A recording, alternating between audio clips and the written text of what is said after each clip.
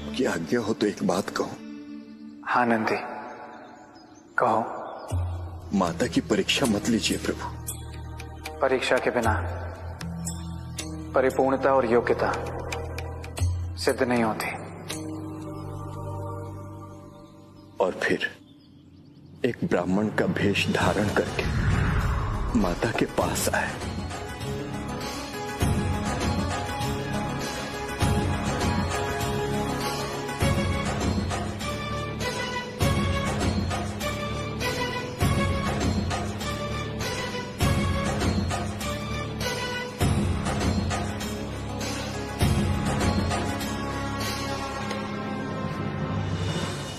अलक निरंजन।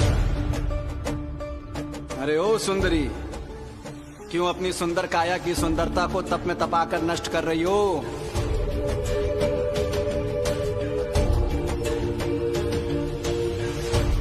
हे ब्राह्मण देव, इनके तप में विघ्न मत डालिए।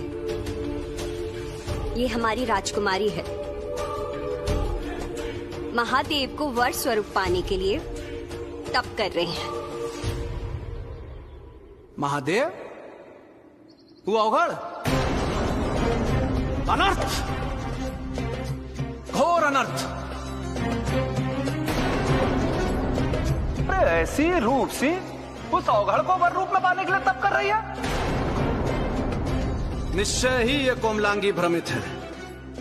इसको वास्तविकता का ज्ञात नहीं है।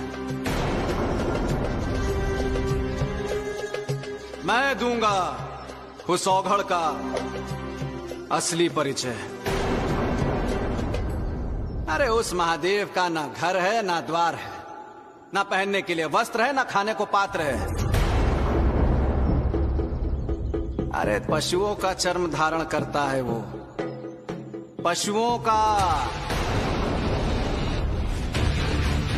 प्रभु स्वयं की बुराई क्यों कर रहे हैं? अरे वो अघोड़ खोपड़ी और खप्पड़ में भोजन करता है, तो कभी शमशान में धुनी रमाए रहता है, कभी कैलाश पर सदियों तक बैठा रहता है, और उसके साथ सर्वदा भूत प्रेत सर्प बिच्छू इंगी भृंगी न जाने कैसे पशु पक्षी रहते हैं।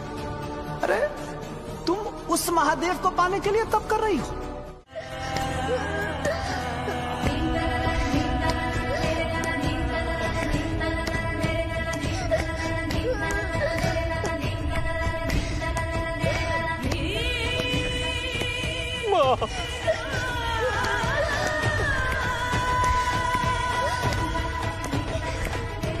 नहीं मां, नहीं। अब देखना होगा कि बाल शिव क्या करता है। आता है कात्यायनी का दुख दूर करने या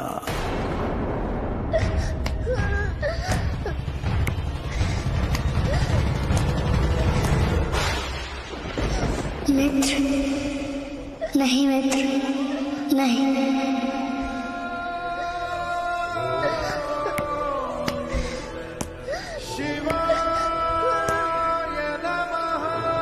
क्या हुआ प्रभु?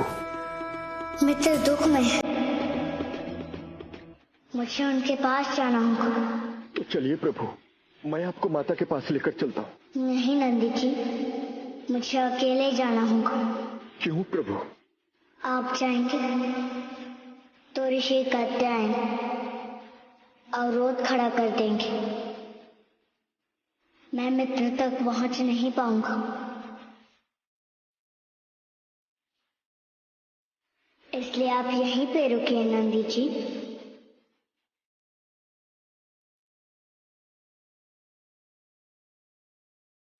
त्रिशूल, मुझे तुम्हारी सहायता चाहिए।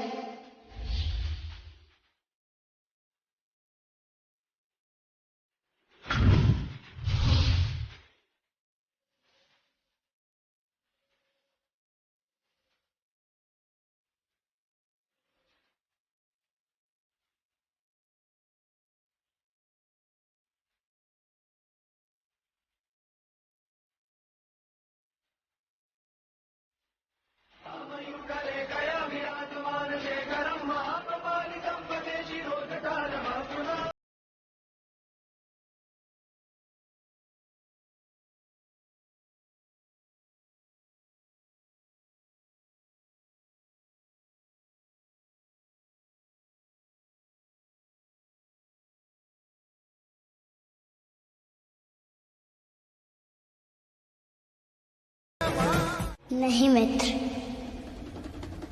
पिता की आज्ञा बिना आपका वहां जाना उचित नहीं होगा। माता पिता ईश्वर तुल्य होते हैं। संतान को सदैव उनकी इच्छा के अनुरूप कार्य करना चाहिए।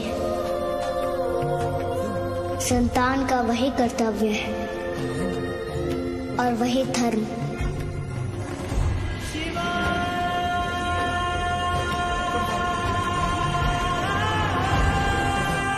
इसलिए आप पहले अपने पिता की आज्ञा ले लीजिए, फिर हम लोग निश्चिंत होकर वहां चलेंगे।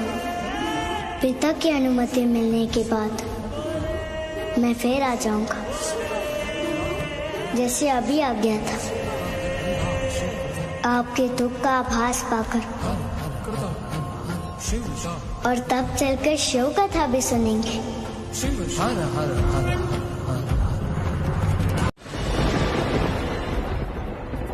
नंद जी, माता कात्यायनी के पिताजी आ रहे हैं। हम चलते हैं। अगली कथा सुनने के लिए हम दोबारा आएंगे।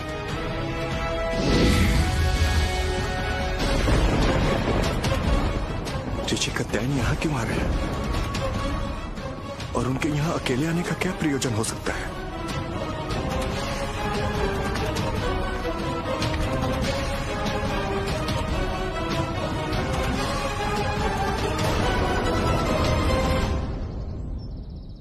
सती अनुसुईया को बुलाओ, उनसे बात करनी है।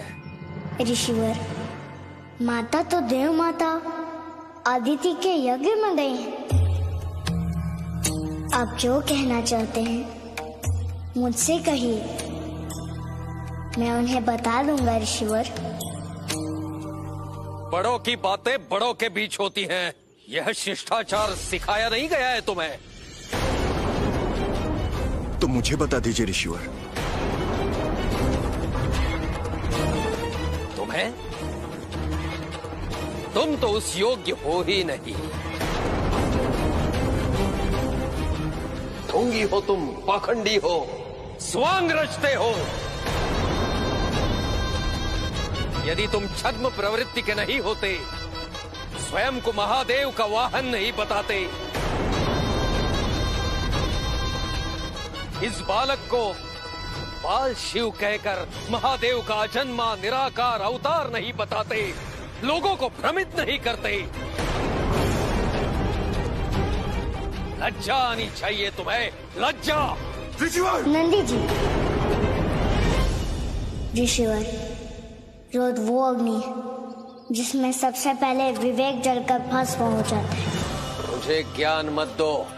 ज्ञान नहीं दे रहा हूँ ऋषिवर, सत्य से अवगत करा रहा हूँ। और सत्य ये है कि नंदी जी सच में महादेव के वाहन, परंतु मैं महादेव नहीं।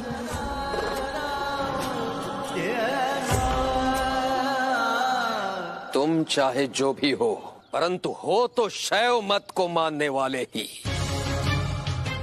अंततः यही कटु सत्य है। इसलिए तुम्हें अंतिम चेतावनी दे रहा हूं मैं। एक प्रहर के भीतर इस देवी क्षेत्र को छोड़कर यहां से चले जाओ,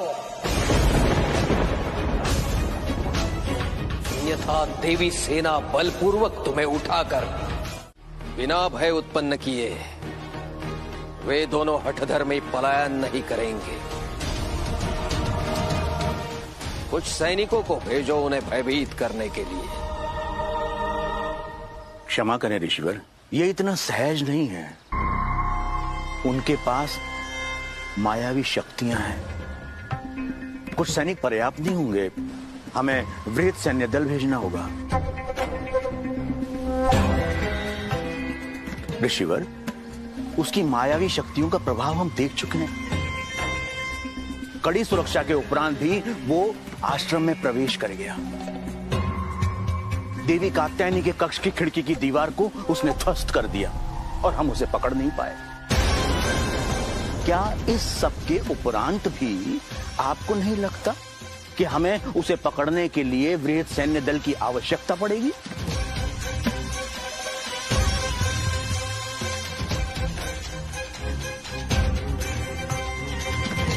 आचार्य सही कह रहे हैं संदीपन।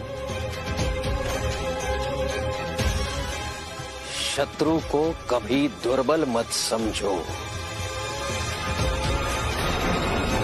मेरे विवेक को आप अपनी कसौटी से दूर ही रखिए देवी अनुसूया, और अभी इसी क्षण देवी क्षेत्र छोड़कर चली जाइए, अन्यथा मुझे। देवी, आप मुझे बस आज्ञा दीजिए, मैं अकेले ही इनके सारे सैनिकों का नाश करके इनके अहंकार को चकनाचूर कर देता हूं। नहीं नंदी जी, शिव के निर्णय के विरुद्ध जाना अनुचित होगा। हमारे लिए उचित यही है कि हम तुरंत इस क्षेत्र को छोड़कर चले जाएं।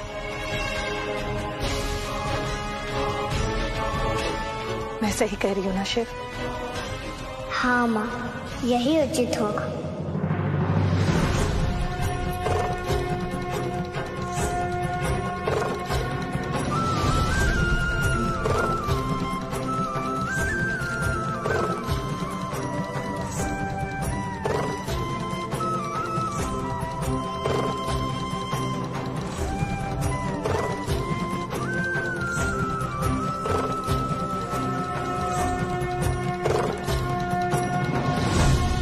राधा शिव, ये कौन है?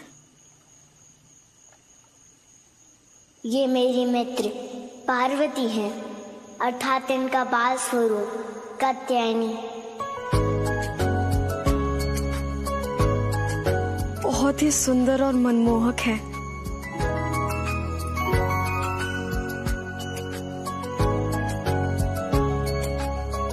मित्र,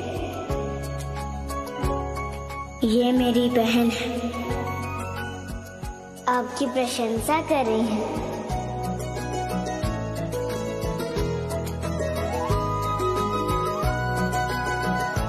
परंतु शिव, कात्यायनी को बिना पिता के अनुमति के हमारे साथ इस तरह नहीं आना चाहिए था। मैं सहमत हूँ आपसे माँ, जब आ ही गई हैं तो रहने दीजिए ना। क्या पता हमारे साथ रहने पर मित्र पर सकारात्मक प्रभाव पड़ जाए और वो बोलने लग जाए। कभी कभी संगत का भी प्रभाव पड़ता है व्यक्ति पर। तू सही कह रहे शिव, परंतु ऋषि कात्यायन के स्वभाव को तो जानता है ना। कुछ समय बाद अनुकूल समय देखकर इन्हें आश्रम भेज दीजिएगा। ठीक है, तुम्हारी जब तक इच्छा हो तुम हमारे साथ रह सकती हो। आप लोग विश्राम कीजिए, मैं भोजन की प्रबंध करती हूँ। गुरु माता, आज सबके लिए भोजन मैं बनाऊंगी।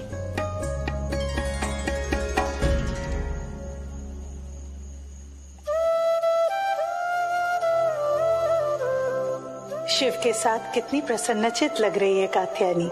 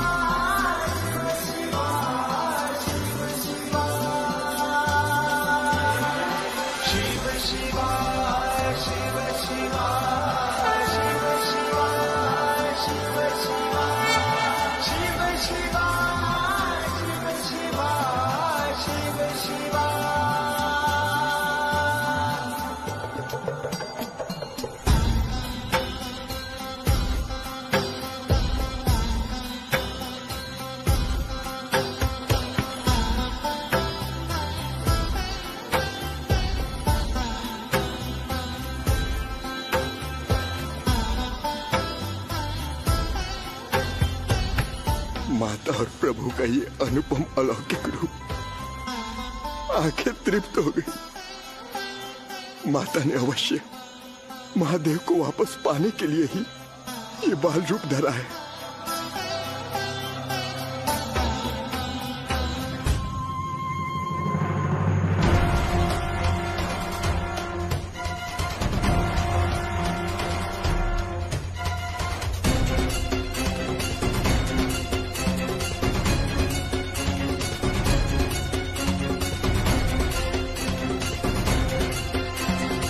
तो देवी पार्वती ने ये रूप मेरे पुत्र को मुझसे वापस ले जाने के लिए धरा है। ऐसा छल!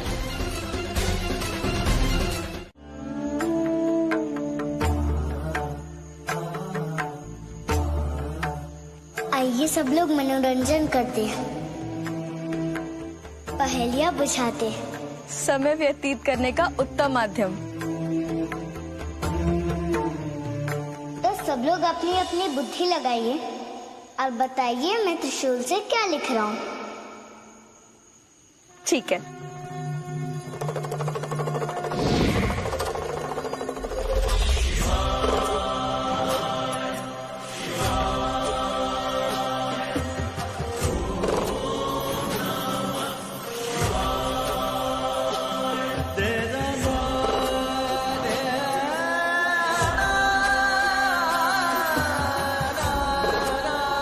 अब बताइए मैंने त्रिशूल से क्या लिखा? आम।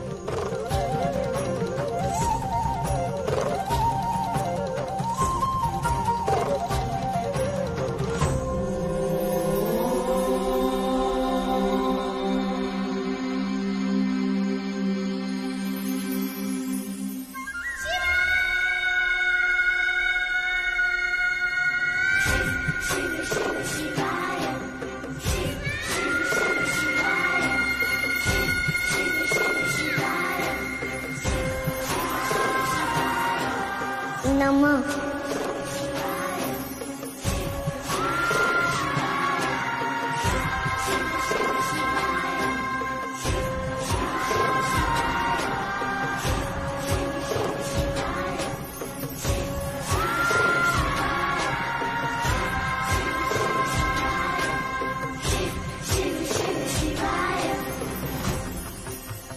शिवाय।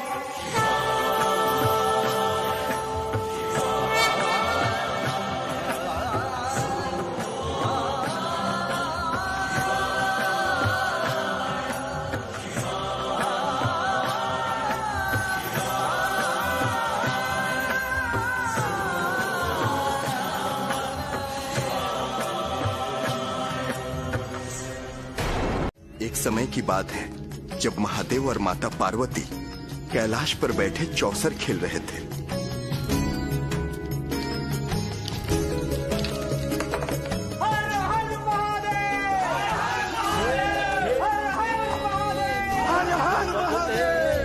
शिव शंभु अब खेलो खेले,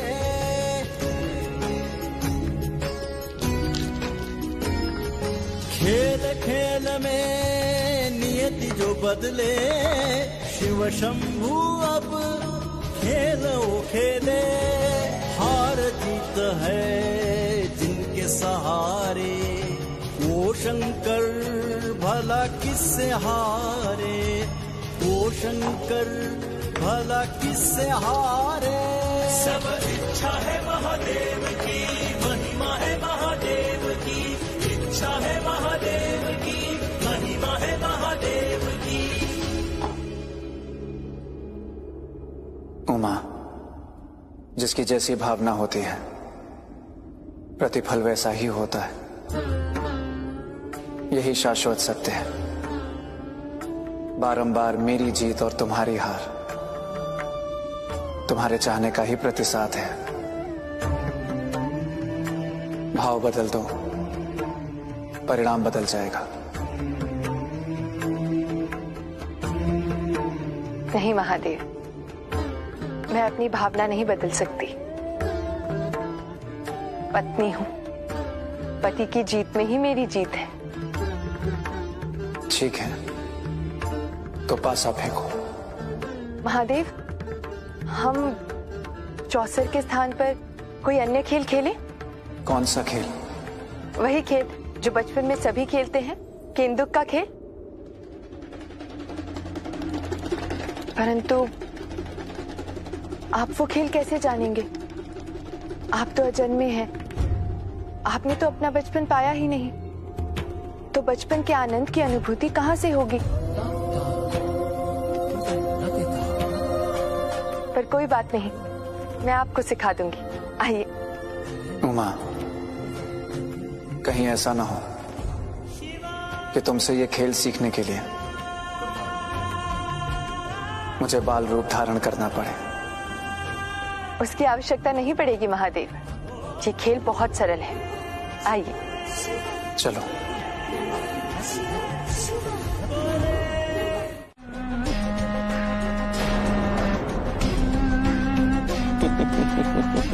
बावरा हो गया है तू तारका, हंस क्यों रहा है? युद्ध करने जा रहा है देवी सेना और तू है कि माता माता माता, इससे बड़ा सुअवसर ठाके लगाने का हो ही नहीं सकता। मुझे तो बता कारण। माता, प्रत्यक्ष रूप से ये युद्ध शैव और शाक्त के बीच में होने जा रहा है, परंतु अप्रत्यक्ष रूप से ये युद्ध कात्यायनी के पिता और बाल शिव की माता के बीच में होने जा रहा है,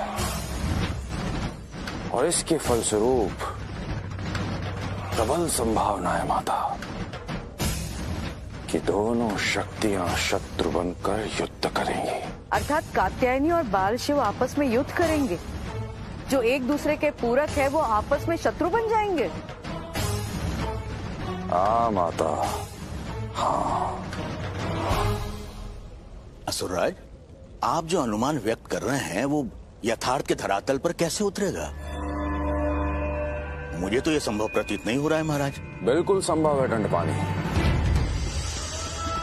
बस देवी सेना को हम असुरों के साथ हाथ मिलाने की देर है, और जैसे ही वो हमारे साथ हाथ मिलाएंगे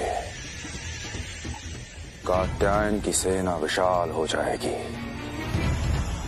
जिसका सामना करना उस अकेली अनुसुईया के बस में ना होगा, और तब विवश होकर बाल शिव को अनुसुईया की ओर से युद्ध में उतरना पड़ेगा, और तब बाल शिव से अपने पिता को बचाने के लिए कात्यायनी को उसकी तरफ से युद्ध करना होगा, और फिर शुरू होगा शैव और शाक्त संप्रदाय के बीच में लंबा और भीषण युद्ध।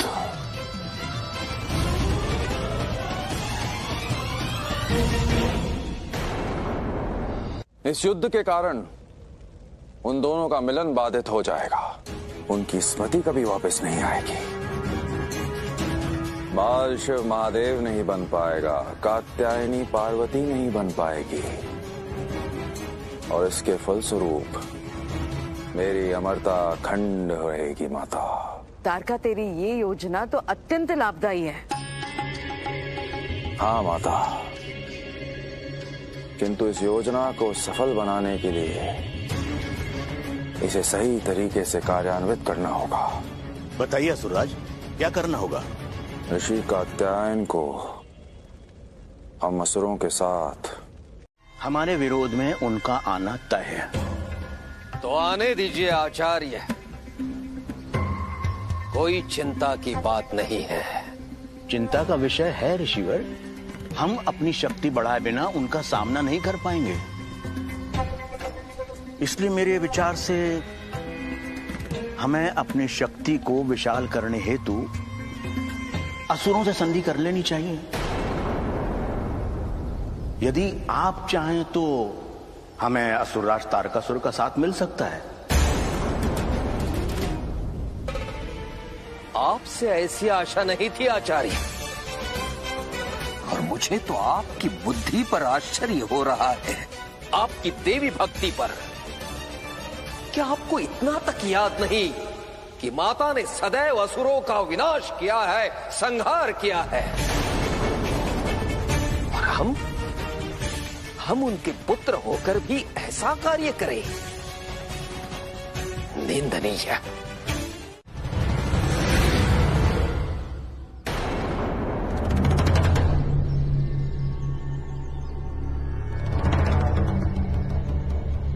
यह क्या है देवराज? आपकी देवी सेना का प्रत्युत्तर। परंतु देवराज, युद्ध हमारे बीच तो नहीं है। मैं तो बस अपनी पुत्री को अनुसुईया से वापस ले जाने के लिए आया हूं। सैन्य बल के साथ। यदि अनुसुईया बिना विरोध किए मेरी पुत्री को मुझे लौटा देंगी तो मैं भी बिना युद्ध किए यहां से चला जाऊंगा। और यदि उन्होंने माता पार्वती के बाल स्वरूप को वापस नहीं किया तो क्या आप युद्ध करेंगे?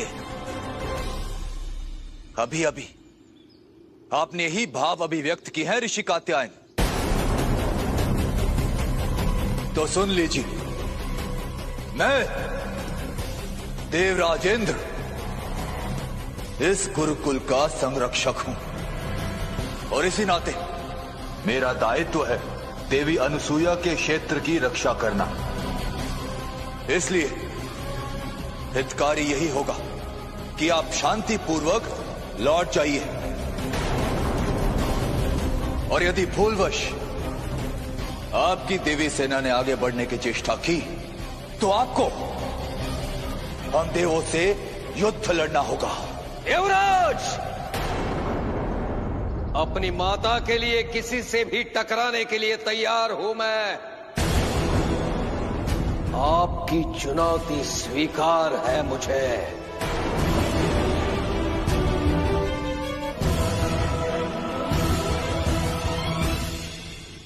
यही सत्य है देवी अनुसुईया, यही सत्य है और इस सत्य के बदले सत्य है केवल युद्ध।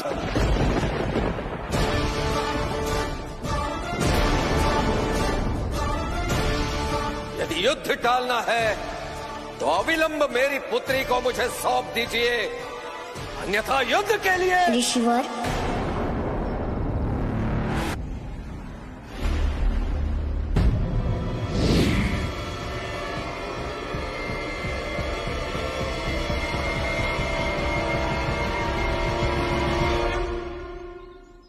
तो तू भी आ गया बहरूपिये, अपहरण करता।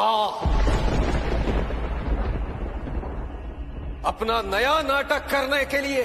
नाटक करने नहीं आया हूँ ऋषिवर, आपके द्वारा रचे जाने वाले युद्ध के नाटक को रोकने आया हूँ।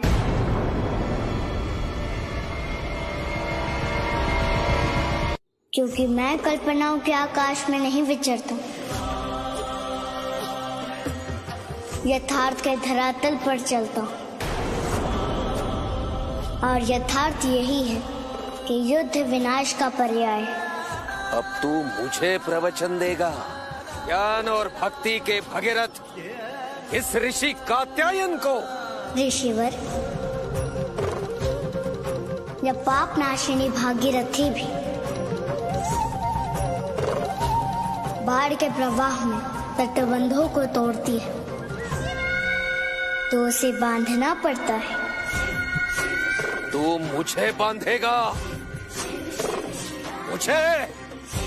आप जैसा ज्ञानवान और भक्त जिनसे संसार को सही दिशा मिलती है, उनका यथार्थ से परिचय अनिवार्य है। और यथार्थ ये है कि कात्यायनी अपनी इच्छा से हमारे साथ आई है